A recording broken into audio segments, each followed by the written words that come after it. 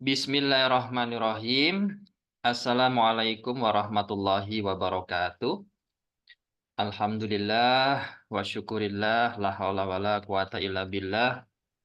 Asyhadu an la ilaha illallah wa asyhadu anna Muhammad Rasulullah. Allahumma sholli ala sayyidina Muhammad wa ala ali sayyidina Muhammad. Ya Fatah ya Alim ya Hanan ya Manan ya Salam ya Arhamar Rahimin. Amin ya Karim.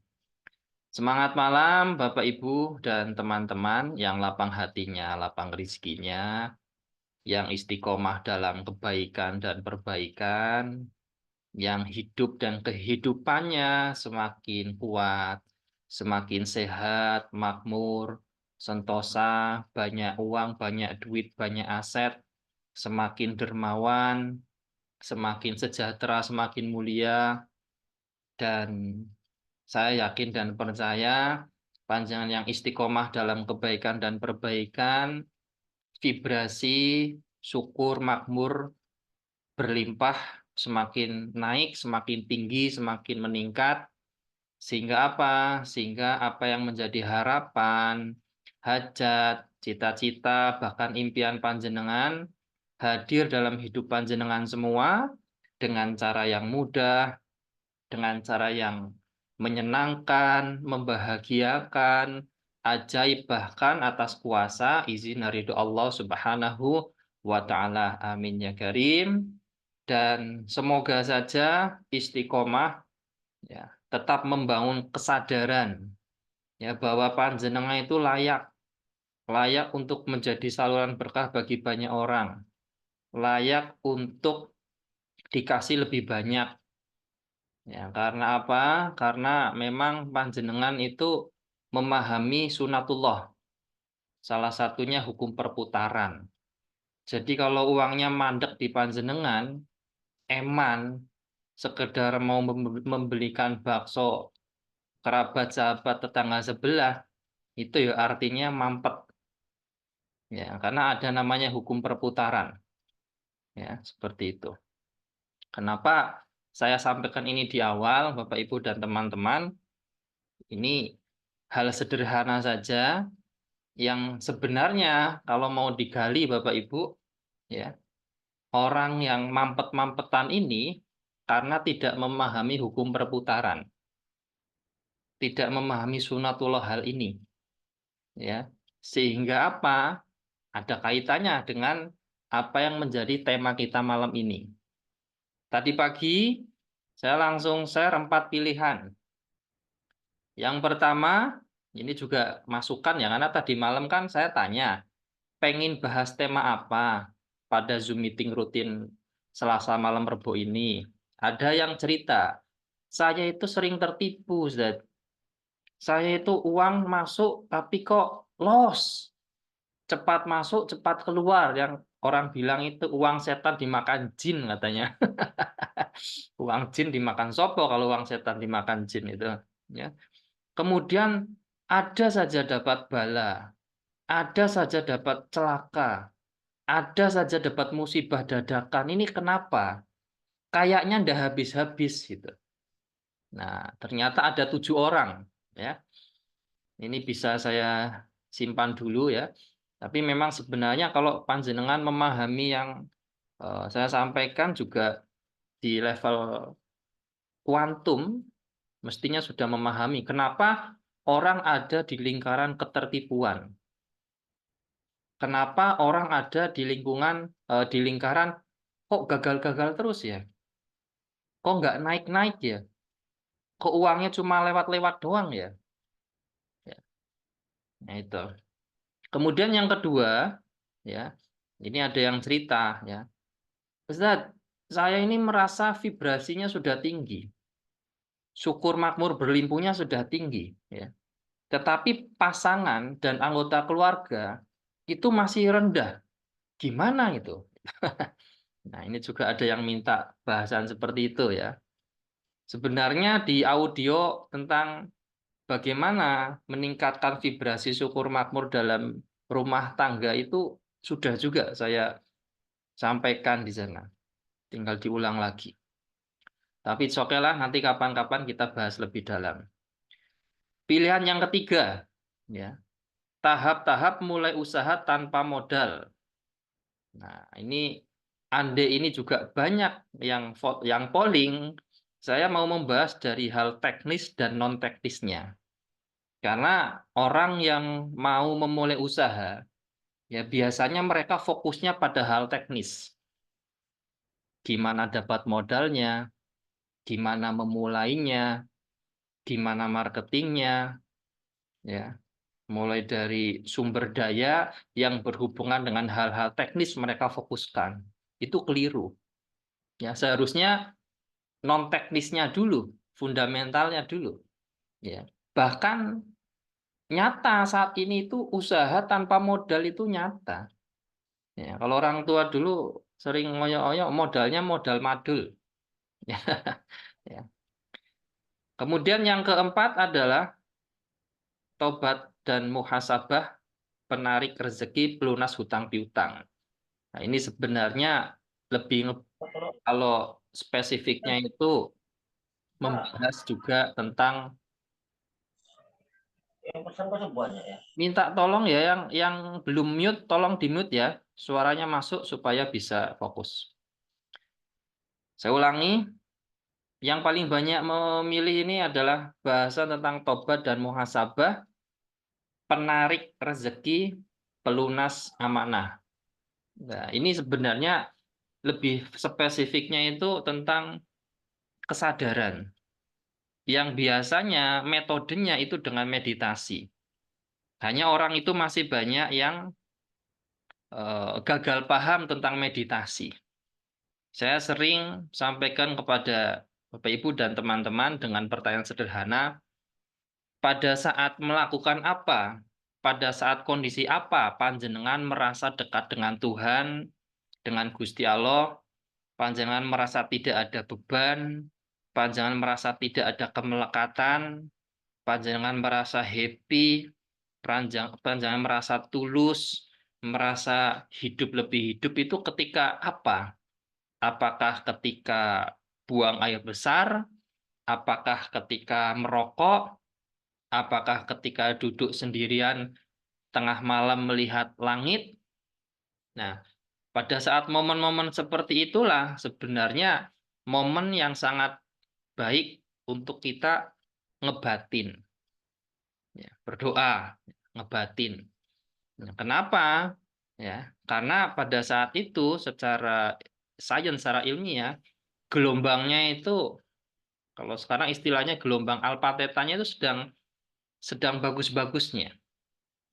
Ada lagi yang lebih alami, yakni ketika mau tidur. Ketika mau tidur. Nah, wis nggak usah aneh-aneh dengan musik, relaksasi, nggak usah lah. Panjangan bisa melakukannya ketika mau tidur. Ya. Kehidupan tercipta ketika mau tidur. Jadi, contoh ya, kalau panjenengan saat ini merasa kok susah sekali untuk lunas hutang, merasa kok tidak ingin kehidupan yang seperti ini, tetapi kehidupan ini tercipta seperti ini pada kondisi saat ini, ya. Ketakutan-ketakutan, kekhawatiran yang panjenengan ciptakan itu hadir dalam kehidupan jenengan. Kenapa? Jangan-jangan memang panjenengan itu ketika mau tidur, ya, pikiran yang mendominasi, rasa yang mendominasi adalah perasaan khawatir, takut, gundah, gulana, cemas, was-was, dan sebagainya. Maka itu yang kemudian menjadi mind mapping, bahkan menjadi sketsanya hidup panjenengan. Ya, jadi hati-hati. Yo tidak harus saat tidur malam. Ketika siang misalkan Kang Asep siang nih mau istirahat ya Kang. Nah itu lebih banyak memikirkan hal-hal yang tidak diinginkan hadir dalam kehidupan jenengan, yaitu yang akan terjadi. Jadi hati-hati. Ketika mau tidur, entah itu malam, entah itu siang, ya, hati-hati. Jangan sampai ya pikiran dan perasaan didominasi oleh benih pikiran dan perasaan yang tidak diinginkan, ketakutan, kekhawatiran, dan sebagainya. Sampai sini ada yang mau ditanyakan sebelum saya lanjut? Silakan bisa angkat tangan atau chat ya. Monggo silakan sampai sini sebelum saya lanjutkan.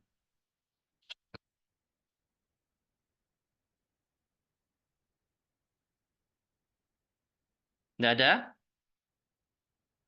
Oke, kalau tidak ada saya lanjutkan ya. Terus saya ingatkan lagi Bapak Ibu ya.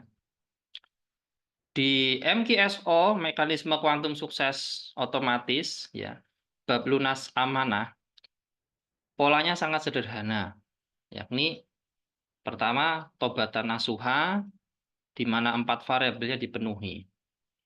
Kemudian yang kedua adalah muhasabah. 4 variabelnya juga dipenuhi. Yang ketiga, berpikir dan berperasaan positif. Ya. Keahlian menyemai benih pikiran dan perasaan yang positif.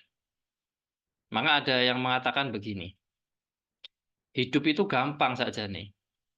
Ya, tentang kekayaan, tentang kemakmuran, bahkan tentang kesengsaraan, sadar atau tidak, itu sebenarnya tentang keahlian menyemai benih pikiran dan perasaan. Kalau yang sering disemai adalah benih pikiran dan perasaan tidak mampu, tidak bisa, ya itu yang hadir. Kalau yang sering disemai adalah benih pikiran makmur, kaya, sehat, ya itu yang akan hadir. Nah, kemudian metode atau pola MKSO yang keempat apa? Menjaga vibrasi syukur makmur berlimpah. 4 hal ini bukan sekali jalan beres, bukan. Ini sepanjang jalan Bapak Ibu. Sepanjang kita melakukan perjalanan ini. Perjalanan mana? Perjalanan ke dalam diri. Sangat sederhana sebenarnya. Oke, lanjut. Malam ini kita ngebahas tentang apa? Tentang tobat. Emang ada hubungannya antara tobat dan muhasabah terhadap rezeki? Yo jelas ada. Ya, jelas ada. Tobat ini ya secara garis besar ada dua ya, tobat dari dosa besar, tobat dari dosa kecil. Nah, yang saya ingin garis bawahi ini tobat-tobat yang dosa kecil atau bahkan yang terselubung atau bahkan yang kita lupa atau bahkan sesuatu yang kita itu tidak ngerasa bahwa kita itu salah gitu. Bahwa kita itu sudah zolim pada diri kita sendiri. Contoh hari ini ya, siapa yang hari ini sudah berdosa kepada diri dan pasangan mungkin dengan pertama, mungkin hari ini sudah menyemai benih pikiran buruk sangka kepada pasangan, ya, atau buruk sangka kepada tadi ada yang apa didatengin debt collector, jangan-jangan debt kolektornya ngamuk-ngamuk datang, ya nanti marah-marah. Saya tanya, sudah datang apa belum? Belum, Pak. Tapi saya takut. Nanti dia marah-marah, ngamuk-ngamuk, menghina-hina, kata-kata kotor. Saya tanya lagi, sudah datang belum? Belum, Pak. Lah wong belum datang kok. Tahu ya maksudnya ya. Ini orang belum datang. Debt kolektornya belum datang. Tapi di dalam pikiran dan perasaannya dia sudah menciptakan itu. Alhasil datang ya betul. Padahal bisa jadi debt kolektornya ini mau datang ini baik-baik. Ya mau ngopi, numpang ngopi, dia udah keliling mungkin lagi hutang capek, giliran ke orang ini sebenarnya mau ngopi, ya ngomong baik-baik lah. Tetapi karena disetrum oleh pikiran dan perasaan orang ini, akhirnya energi itu sampai. Bisa dipahami ya. Ini ada kayak kasusnya yang pernah dulu kan, ya. Konsultasi. Suami istri sering berantem karena suaminya tidak kerja. Dikasih petunjuk lah, dibimbing amalan lahir, amalan batin. Lalu suaminya dapat pekerjaan, keluar kota. Istrinya muncul benih pikiran dan perasaan jangan-jangan suaminya selingkuh. Jangan-jangan suaminya main cewek.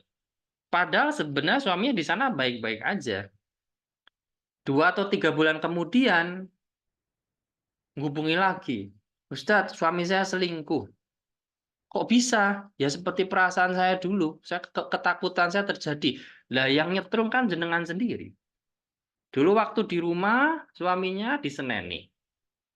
Tidak ada kerjaan.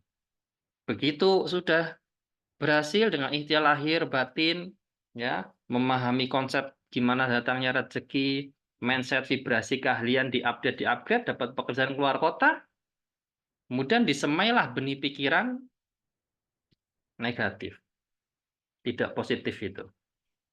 Bisa dipahami ya Bapak Ibu ya. Nah, oleh sebab itu praktisnya bagaimana? Bapak Ibu, saya dan istri dan anak setiap malam itu saya ajak untuk sholat tobat bareng. Karena pasti ada hal-hal kecil yang secara langsung atau tidak langsung, ya, itu merupakan kesalahan. Ya. Yang kerja mungkin juga suuzon sama berburuk sangka sama bosnya, ya, atau berburuk sangka sama teman kerjanya. Ya. Nah, hal-hal itulah yang harus kita bersihkan setiap hari. Atau tadi ngumpul sama teman yang gunjing orang, maka di poin muhasabah, ya, introspeksi ya, di sana kan cek hubungan dengan sesama dalam lingkaran terkecil, dengan anak istri, dengan orang tua, ya. Nah, seperti itu. Dengan teman tadi mungkin ada selisih. Ini mempengaruhi energi kita, Bapak Ibu. Kenapa? Karena bisa jadi kita zulim ke orang. Akhirnya orang itu ngebatin jelek ke kita. Doanya orang zulim itu dikabulkan. Ya, doanya orang zulim itu dikabulkan. Maka di poin muhasabah kan kalau punya amanah tadi atau kemarin ya saya lupa. Ya, ada ini sama kakaknya ya, ada utang piutang. Yo ngamukan gitu. Ya semakin jauh rezekinya. Ya mbok dibangun hubungan, ya, silaturahim, bangun hubungan yang baik. Maka yakin dan percaya, ya, pintu-pintu rezeki itu terbuka lebar. Ya, jadi gitu. Tobat dan muhasabah korelasinya ke rezeki itu sangat besar, sangat besar. Oleh sebab itu, tobat dan muhasabah kan langkah pertama dan langkah kedua. Banyak yang kemudian mendapatkan keajaiban, ya, pada langkah ini. Ya. Mereka yang tobat sungguh-sungguh ya. Terus apalagi? Tobat dari download aplikasi. Ada yang, Ustaz, saya ini di aplikasi, gali lubang tutup lubang. Coba screenshot HP-nya. Ada lebih 7 aplikasi pinjol di situ. Dari A ke B ke. Nah, tobat download itu kan harus tobat gitu. Kelihatannya sederhana kan? Kenapa? Karena sabotase pikiran bawah sadar. Kalau mau di breakdown nih, orang yang terjerat pinjol, ya, di bawah sadarnya mereka itu tanpa disadari berkata seperti ini, gampang kalau nanti jatuh tempo download aplikasi A, pinjem di A, ya kan? Nah, kemudian apa? Ketika muncul pikiran mau memperbaiki keahlian, ya, atau mencari pekerjaan, memulai usaha, kayak ada yang ngebisikin, nggak usah ngapain. Nanti kalau jatuh tempo download aja aplikasi C. Oleh sebab itu, Bapak Ibu dan teman-teman, ya, di video saya kan saya sampaikan di sana, hapus semua aplikasinya. Berhenti tuh ngintip-ngintip aplikasi pinjol. Kebiasaan tuh. Kemarin saya bilang begini, eh, kenapa orang punya utang? Fundamentalnya adalah kecepatan mendapatkan uang, ya, dan kecepatan menghabiskan uang itu ada ketimpangan. Zaman sudah berubah, kemarin saya sampaikan. Sekarang orang di dalam kamar, Pak, Bu, di dalam kamar itu bisa mendapatkan uang, juga bisa menghabiskan uang. Dulu kita masuk kamar waktu kita masih kecil, kalau tidak ada suara ting ting ting ting bakso, sate, ya nggak mungkin keluar uang, nggak mungkin keluar kamar, nggak mungkin keluar rumah. Yo, anak saya pernah juga tuh, Bu. Ya, moro-moro datang paket. Loh, ini siapa yang belanja gitu. Pegang HP, ajaib dah.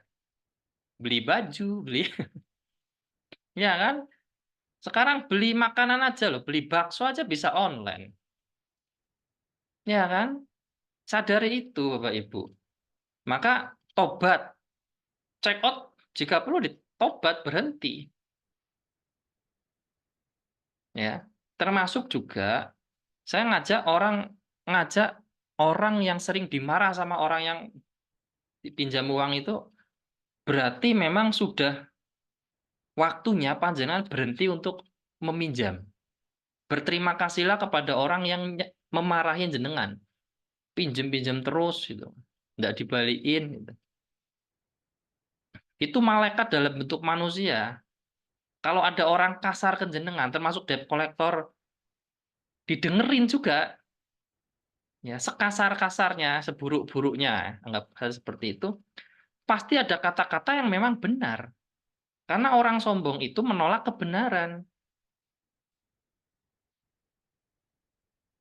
Terima kasih. Nah, jadi poinnya adalah, ayo, jika perlu di checklist. Kalau dosa-dosa besar ya, saya rasa ya panjangan punya privacy lah, tahu lah. Tapi yang terselubung-terselubung ini, khawatirnya itu sudah terprogram di pikiran bawah sadar jadi kebiasaan. Sehingga apa? Sehingga muter-muter aja di masalah itu. Maka ini saya katakan, ketika panjenengan dihadapkan pada satu masalah, sudah 3 sampai 6 bulan, tidak selesai-selesai, berarti apa? Berarti ya cara berpikir atau mindset, kemudian keahlian dan vibrasi jenengan yang saat ini sudah tidak relevan. Saya ulangi, kalau panjenengan sedang dihadapkan pada masalah, ya apapun itulah, termasuk keuangan yang klasik, sudah 3 bulan, 6 bulan tidak selesai-selesai, berarti memang cara berpikir, keahlian, dan vibe-nya, vibrasinya yang panjenengan gunakan saat ini sudah tidak relevan. Harus diupdate, harus diupgrade. Ya kalau bisa menghabiskan uang di kamar dengan belanja online, diimbangi juga dong gimana dapat uang dari kamar. Sederhananya begitu. Ya. Vibrasi ini luar biasa. Termasuk vibrasi apa? Vibrasi muhasabah itu tadi. Minta maaf, bangun hubungan yang baik. Sebaik-baik sistem itu adalah hubungan yang baik. Oke, saya baca dulu. Tadi ada yang chat ya.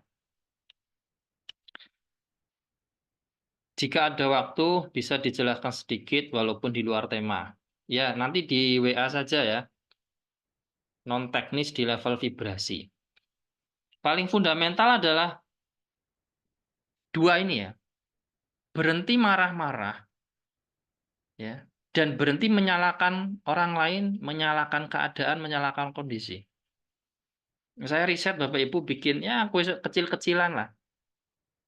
Yang paling mendominasi amarah karakter orang yang dijauhi rezeki adalah satu, marah, dua, menyalahkan. Mengeluh saya tidak bahas karena mengeluh sudah pasti. Masalah banyak orang yang tidak sadar bahwa dirinya itu pemarah, suka menyalahkan. Kalau bahasanya Ustadz Nasrullah itu jendelanya kotor, padahal dari dalam itu. Kemudian Kang Asep, cara bersihkannya gimana? Cara bersihkan apa, Kang? Ketik dulu boleh. Silakan, yang mau bertanya di chat aja nggak apa-apa.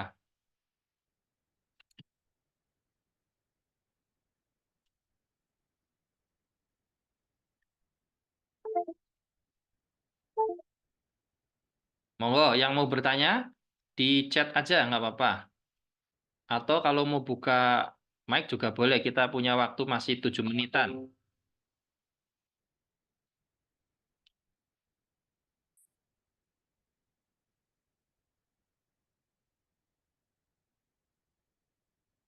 Sudah, Kang. Cara membersihkan. Cara bersihkan dosa di hati. Dumel. Ngedumel maksudnya, Kang ya. Ngedumel ya. Suka ngedumel maksudnya, Kang ya. Iya, Sekarang filosofinya ngedumel, ngedumel. Terus, eh, misalkan berpikir jelek gitu.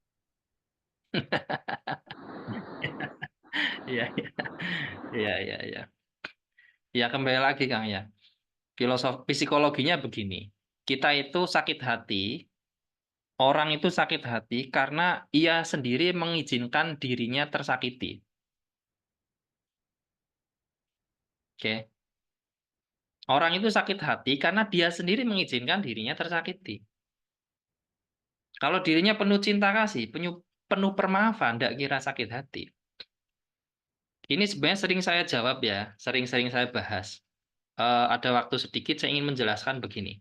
Lebih dalam lagi, Kang ya. Eh,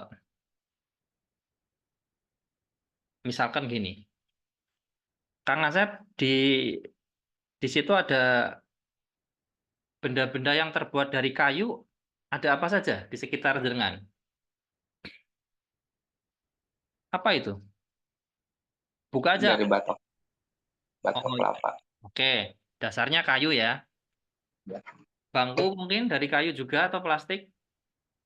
Ini paling tempat Quran. Nah, tempat Quran. Terus pintu dari kayu ada, Nggak ada, meja kayu.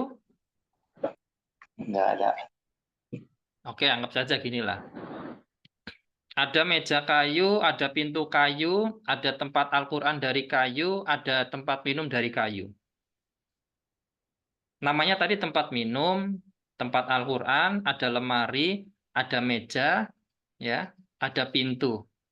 Namanya di level pemetaan materi, labeling. Dasarnya apa? Kayu kan? Secara zohir kah? Kayu. Nah, ini di sini ada siapa? Ada Bu Adek, ada Bu Dini, ada Pak Setiawan, ada Bu Mia, ada Pak Bambang, ada Kang Asep. Namanya aja beda, mukanya beda. Tapi dasarnya kita apa? Sama-sama manusia toh? Iya. Di level zohir ya. Zohirnya loh. Kalau lebih dalam lagi, masuk ke level kuantum yang sudah pernah saya jelasin. Di level kuantum kita itu sama terhubung. Kita ini sama. Kalau kita sudah bisa memandang itu, Kang Asep melihat kita, kita ini sama, kita ini satu. Ketika saya mencibir jenengan, ya sama juga. Saya mencibir diri saya sendiri. Maka sederhana kan gini. Kalau lagi kesel, ini kan ngedumel kesel sama orang. Doakan orang itu. Jatinya kita mendoakan diri kita. Karena di level kuantum, vibrasi, ya, kita itu sama, kita itu satu. Dan di Al-Qur'an kan jelas bahwa sakjane kita itu satu. Contoh lagi, mungkin pernah panjenengan ada pada kondisi sedang dirundung masalah luar biasa, tiba-tiba orang tua telepon. Bahasanya, "Anu, aku kepikiran kamu, gimana kamu sehat di sana?" "Sehat, Bu. Sehat, Pak." Ya. "Sehat apa sehat?" Gitu kan. Sebenarnya lagi tidak sehat, lagi mumet sih, banyak utang gitu kan. "Iya, Ibu kepikiran." Gitu. Jadi, kembali ke situ tadi, kalau masih ada rasa ngedumel, marah, kenapa? Karena Pak Asep sendiri yang mengizinkan Pak Asep tersakiti. Dan ketika Pak Asep kan ikut pesantren online ya kalau nggak salah. Ya kan? Ingat materi spiritual meter tuh. Ada di poin berapa itu? Jika perlu, Pak Asep di HP-nya itu di wallpaper-nya itu pakai spiritual meter itu. Jadi tahu oh sedang ada di nomor 5 atau nomor 6 atau nomor 7 sedang ada di zona taat atau zona takwa itu. Nanti lama-lama terbiasa. Wah, aku mau marah nih. Aku marah nanti jauh nih rezeki nih. Ayo turun. Aku mencintaimu, aku memaafkanmu, aku menyayangimu. Atau ya pergi wudhu, oh mungkin batal nih wudhu nih gitu. Jadi nanti energi kita itu terlindungi. Oke ya. Di penelitiannya tuh kita 2 meter nih, hati-hati terhadap 2 meter dari tubuh kita. Hati-hati tuh. Nah, maka menjaga energi inti kan. Menjaga energi inti. Nah, salah satu tip yang saya ajarkan kepada suami atau pasangan ya, ketika mau keluar, saya bilang cium anak atau cium istri. Dan ingat-ingat rasanya. Saya gitu, mau keluar saya cium istri saya. Untuk menjaga energi inti itu. Jadi nanti nggak jelalatan di luaran. Istilahnya begitu. Nah, jadi ya ke dasarnya lagi tadi dicek wudhunya. Kenapa masih ada gundah masih ada amarah dan sebagainya? Jangan-jangan memang wudhunya hanya zuhir saja. Ketika kumur-kumur-kumur, wudhu kumur-kumur prot tidak diniatkan ya Allah, buang dosa dari mulut dan mulut terjaga. Kepala disiram